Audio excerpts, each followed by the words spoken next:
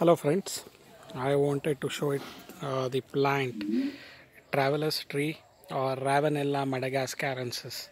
This is mostly grown as an ornamental plant at present. You can see that the leaves are similar to a banana leaf, but they all arise from a common stem part of it, and they give like a fan-like arrangement in case of this Ravanella madagascarensis or traveler's plant. If you look at the base of the leaf, you can notice that they have a cup-like structure.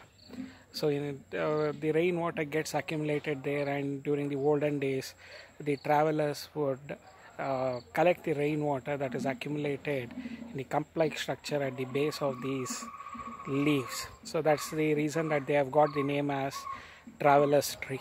It belongs to the family Musaceae. The scientific name is Ravanella madagascarensis. Thank you.